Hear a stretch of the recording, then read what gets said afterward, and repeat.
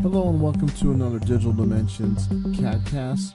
Today we'll be going over what's new in 2013 for configurations. I'm your host, Maurice Cherian. First we'll go over the agenda. So here's the overview. We'll be going over first how you can configure materials and design tables at the part level. Then we'll be going over data validation in the design table, and this is where you can have drop-down lists for things like if you're going to suppress or resolve a component, or show things like display states and pick configurations in the design table. Next we'll be going over how you can manage configuration data. In this case, you can cache the rebuild data and you can purge or preserve it when you save or rebuild your files. Next we'll be going over some of the speed pack enhancements, including now you can make a speed pack in your top level assembly. And then lastly we'll be going over how you can transfer custom properties when you insert a part into another part. In this case it's very useful for a weldment part. So now I'll go over and show you how you can configure materials in the design table. I have a part here that has 3 configs, and I've already created a design table. If you've never created a design table, it's under Insert, Table, Design Table. So I've already created one, and now I have 3 configs here. Now you can edit the table in its own window, or you can edit the table and it'll stay the same size as SOLIDWORKS. I'm just going to add the table here so you can see this a little bit better. Now one of the things you can now add is this library parameter. I'm going to go ahead and cancel it. I'm going to go ahead and show you the syntax so you can, if you had to make it from scratch, you can make it that way too. So I'll go to a cell that doesn't have anything in it. The syntax is $ library, all caps, colon, material, at, and then the part name. In this case 2013 config. And once I click in here, now it will show it. Now what we're looking for is, I'll close this by picking away from the table. I'll go back in and edit the table, and now once it's in there, then you'll see now there's going to be a dialog box that comes up wanting to add more parameters. So you can see it says material not specified, and now you can see there's a drop down list, and this drop down list has everything that's available in your favorites and your material favorites. So I can pick different ones right from the drop down list here. So I can pick those right from the list. And now you can see the different materials here. I'll go back into the table, and so you don't have to do the typing if you don't want to. We're going to erase the whole column here. So the easier way to do that would be just to edit the table. And when you edit the table, it's going to have a parameter come up, and it's going to ask you to select that. And there's usually other parameters in here too, so I'll pick it directly. And then when the table comes up, you'll see the list here. So here's the drop down list, so I can change to other materials here. First part. Alright, so that's the first part of showing you some of this new functionality with the design table. I'll go back to the slides. The next thing I want to talk about is very similar to the configuration of materials. It's called data validation in design tables. This is where you're going to have drop-down lists just like that material list, but for things like resolve or suppress and unsuppress. You can have a drop-down list for display states, things like that, if a component's fixed in an assembly. So I'll go ahead and show you that next. So now let me go ahead and show you some of that data validation functionality. I'm going to go ahead and edit the table. Now I have 3 configs in here. So I have 3 configs, A, B, C, and I have the width in here and the height. And now one thing I do have is when I click on these, I do have a drop down. This is new for 2013.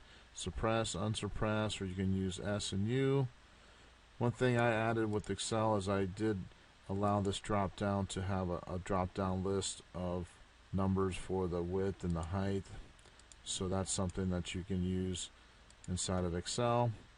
And then you already saw the materials.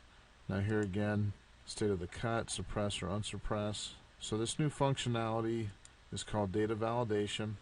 So how it works is you can quickly make a new configuration, and I'll copy and paste a cell. Create a new configuration name, and I can use a drop down list to pick my width and my height here, and again I can pick my material,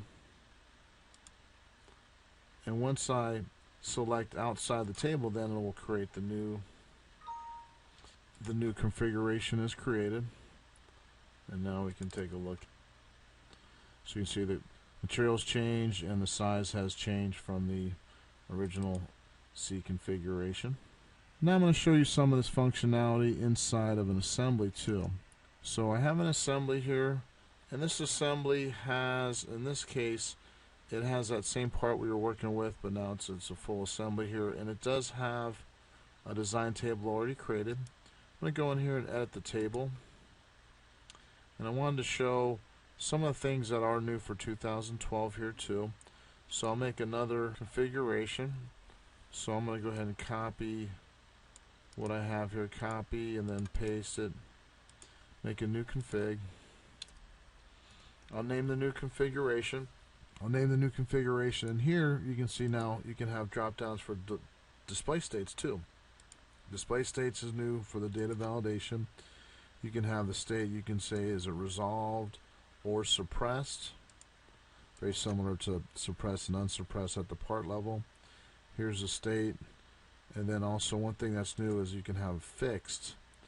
Fixed meaning is it fixed or is it floating? And then the next thing, which is nice, is now you have this drop down list for the different components. Once again, how I get out of this window is I just pick outside in the graphics area. And now I made the new configuration. And now you can see what it looks like here. Lots of nice new functionality in the design tables. I'll go back to the slides again. So the next thing I'm going to show you is how you can manage the configuration data. In this case, it's the cached rebuild data. When you switch configurations, you can switch quicker if you save that data when you rebuild or save the model. So I'm going to show you how to manage that next. So we'll go back to SOLIDWORKS. So here's one of the configs that I originally had created here, the A config. Now, what you're going to notice is there's going to be green check marks here. That means that they've all been active at least once in the SOLIDWORKS session. And so if this was a more complicated model, it would still move pretty quickly through these different configs. Now I'm going to go ahead and purge them so you can see what it looks like when they're not there. So there is a rebuild/save mark, and now what we can do is we can I'll remove them all. Now what you'll see now is you'll see a green checkbox by the one that's active, and then these dashes mean that the cache data is not up to date. So how you bring it up to date is you just click on them and you'll see the green checkbox here. Now if I wanted to save that rebuild data, all I have to do is right click and go add rebuild save mark. So that's going to put a little floppy here distinguishing that you want to save that. Now you can do the same thing even before you even check it off and look at it. Now what's going to happen is it's going to save that data when you rebuild or when you save the model, and now you can accept that, or you can come up to the top level and you can mark them for all, and it's going to tell you it's going to increase the size, the file size, and the save time, or the other thing you can do is you can right click at the top part name and you can remove them all. You can add them for all, you can add them for specified ones, you can pick which ones you want to have that mark on there. So they give you different options here. So if I go ahead and say add this mark for all configs, you're going to see the floppy on all of them. That means it's going to save it when I rebuild and save the model, and then when I switch between these configs, it's going to switch between them faster. So that's the new managing configuration data. Now there is a setting for this too. So if you didn't want that to save that and make the file larger and rebuild a little bit slower, you can purge it here, remove, mark, and purge data for all configs, or there's a setting, tools options, or options right here under options. In this case it's under performance, and this is new for 2012, purge cache configuration data. So you can purge the data so that it doesn't increase the file size and make the rebuild time and load time a little bit slower. So you can purge that data. So let's go back to the slides. So next thing I'm going to talk about is the speed pack enhancements. A lot of people like speed pack because it helps with performance, and in this case now speed pack can be created for sub-assemblies at the top level assembly. You can turn off the graphics circle, the speed pack circle, if you want to. So let me go ahead and show you some of these new enhancements now. So here's an assembly, and this assembly happens to have two sub-assemblies in here. This one's the slider, and the other one here is the lifter.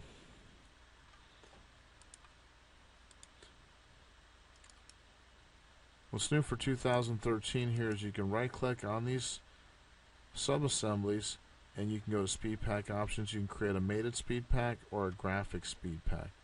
The difference is with the mated speed pack is you can still see the faces. They're going to be selectable, the faces that were used to create the mates, and then a graphic speed pack will have all the faces removed so that it increases the performance more. So I'll go ahead and start with a graphic speed pack. So now you can see the icon over here, and then when I move my mouse over, all those faces are gone, and if I isolate that you can see it a little bit better. So now all those faces are gone. Now if I go back to show the whole assembly here, I'll create another one. In this case I'll right click, I'll go to speed pack options, and now I'll go ahead and create a mated speed pack for this other one, the lifter one. And what you're going to see is, again, I'll go back and isolate this. Now when I move my mouse over, all the faces that were used to create mates in the assembly are still there and are still selectable. So you can still select those faces. So again, that is a mated speed pack, so it automatically figures out which faces were used to create the mates between the assembly and the sub-assemblies. So pretty good functionality. The other thing they've added here is when you can toggle very quickly between them here. Here's set speed pack back to the parent, fully defined, fully visible configuration. Here's update speed pack. It's here, and it's also up here. You can update the speed pack here. So if there's any changes that have been made to the assemblies, it'll update that. The next thing I'm going to show you is the graphics circle can be turned off. I'm going to go ahead and isolate this so you can just see the one assembly. So now I'm going to go ahead and show you how to turn off this speed pack graphic circle. A lot of people wanted to see if there's a way to switch this on and off. So how you do it is you can use Alt-S to turn it off, and what you'll see instead is a black and white circle, half black, half white circle here, distinguishing that it is now a speed pack that you're picking on. The faces aren't selectable. So again, that's Alt-S to turn it on and Alt-S to turn it off. You can toggle it also by going to the options and going to display/selection, and here is display speed pack graphic circle. So that does the same thing as Alt-S. So if I display it, you can see it, or I can go back into here and switch it out. So you can do it that way, or the quicker way again is that Alt-S. So that's pretty nice Functionality for the speed packs. Speed packs are used to help in performance of particularly large assemblies. Let's go back to the slides. So the last thing I'm going to show you is when you transfer custom properties from a configured part into another part by using insert part, you'll be able to see the properties come over correctly, and when you switch to config, the properties will change correspondingly. So this is really helpful when you're working with the weldment part. You'll see the cut list properties update correctly. So I'll go back to SOLIDWORKS. So here is the weldment I'm going to go ahead and bring up. Now the weldment, I'm going to bring in and insert a part. So I'm going to go to insert part and bring in a part. First, I'll show you the part we're going to work with. So this part has two configurations. It's got the footing one and the default one here. So everything's the same between them except for the properties. So if I go to configuration specific, here's the DDI one. So the vendor says DDI, and this is make or buy, it's buy. Now if I go over to the default one, in-house for the vendor and make for make or buy. So now that you can see those two properties are different between the two configs, let's bring this part in. So if you've never done this before, you go to insert part. We'll bring in the correct part here. And normally I would mate this, but I'm just going to quickly place it here. Now what happens is I go over to the cut list and update the cut list. And now what you'll see, there's a new cut list item for that footing. And now what's nice is if I go over to the properties of it, you'll see this one was the DDI one where we said the vendor's DDI and buy it. And you can also see in the properties, here's make or buy, and here's vendor, and you can see other ones like material and then here. So plain carbon steel came over too, and the description came over correctly. Now what I wanted to focus in on is the buy and the vendor. You can see how they're set right now. Now if I go down to the bottom of the tree, I can go back and go to list external references, and now I'm going to switch that config to the default generic in-house one, and now I'll go back up to the cut list and update that again. And now this one happens to be cut list item 29. I'll go back into the properties, and now when I go over here, you can see make or buy. We're going to make it. It's in-house fabrication. You can see it here, and you can also see it in the property summary. So you can see that when you switch the config, it switches the custom properties properly between the different configs. That's going to wrap up another Digital Dimension CADcast. My name is Maurice Cherian. Thanks for watching. Please visit our website at ddicad.com for more CADcasts and tech tips.